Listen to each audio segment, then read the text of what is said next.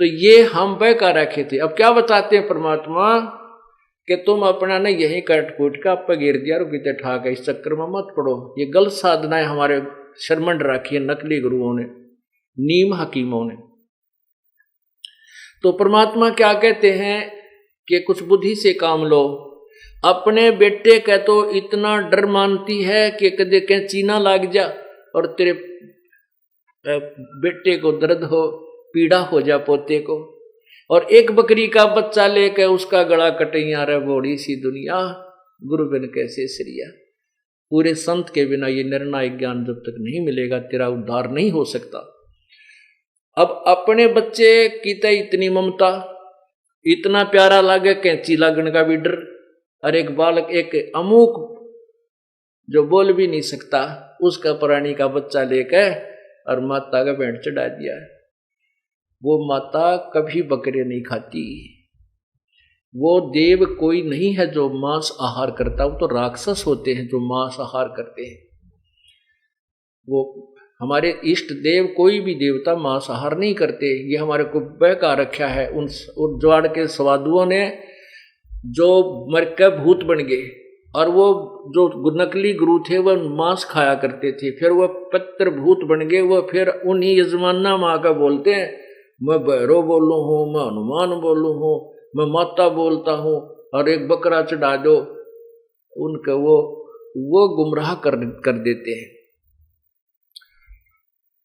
और उनके डर के मारे फिर ये पूर्ण परमात्मा का सहारा मिला नहीं तो डरते फिर ये बेचारे गृहस्थी लोग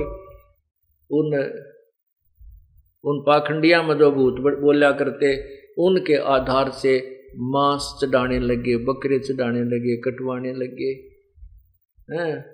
इस प्रकार यह बात बिगड़ी। फिर कहते हैं, फिर माता की पूजा देखो, कहते काचा पाका भोजन बना कर माता धोकने गई। माता जो धोक लान का दिशा बना कर चलता हा काम, कुबेरा कुत्ता न खाना हो तो वो काचा पाका भोजन बनाकर माता धोकने गई। हमने देखी जगह जगह पर ना एक इतनी मंडी की बना देंगे जिसमें मेरे ख्याल में कुत्ता आराम से बैठ सके, बाकी आदमी तो नहीं प्रवेश कर सकता। उसको माता का थान बोलते हैं, स्थान। कहते हैं वो काचा पाका भोजन बनाकर माता धोकने गई, और वो माता के धोकने, माता की पूजा के लिए जो वहाँ गुलगुले पूड़े चढ़ाती है, और कुत्ते बाट देखा करें बुढ़िया एक बतला उतरा टूट कर पड़ा।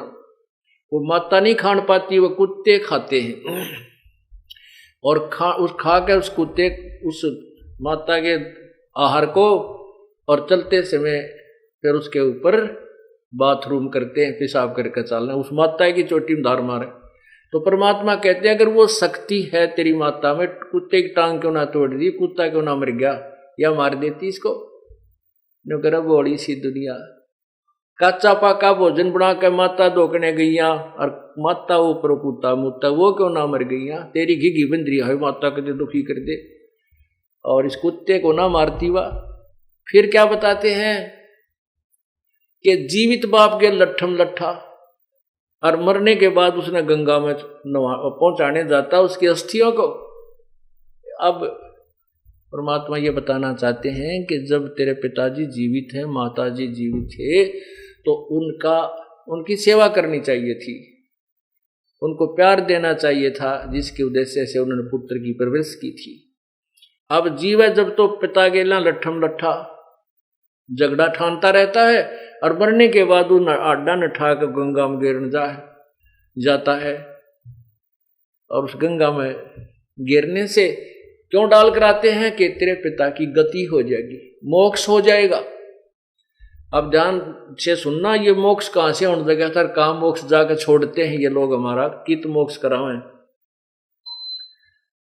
अब एक भक्त नाम ले रहा था, नाम ले रखा था उसने, और उसको मना किया हुआ था भी ना, तो ये फूल फाल ठाने हैं जो कहते हैं ना अस्थियां उठाकर गंगा में गिर कानी नहीं। अगर उस स्थान को खाली करना आवश्यक है तो उसने उन अस्थियों को राख को उठाकर नियर बाई को रिवर नहर चलती है, दरिया है, चलते पानी में वो अपर डाल दियो, कोई किसी की सहयोग की आवश्यकता नहीं, किसी गुरु पीर की। और मान लीजिए आसपास नहर भी उपलब्ध नहीं है तो उनको खड्डा खोद के अपने कितने भी खेत में, आंगन में, घर में उड़े डाल दिए। जो सोचो भाई कितना नादर ना हो हमारे पिता की अस्थियों का, अच्छी बात है। अगर आपके अंदर ये श्रद्धा है तो उन्हें उड़े गाड़ दिया कि माटी में ढूंगा 5-7 फुट 5-4 फुट खोद के उस इतनी राख बना कर उसने वहां डाल दो, या किसी नहर में डालिए। वहां उन ठगों के पास मत जाइए जो आपको गुमराह करते हैं। तेरे पिता की गति गंगा में आने से होगी, यहाँ पर इसकी अस्थियां पहुंचाने में होगी, ये गलत है। ऐसा कुछ नहीं है। वो एक भक्त जैसे हमारा नाम लेते हैं तो हम उनको ये मर्यादा भी बताते हैं कि ये नियम पालन करना है।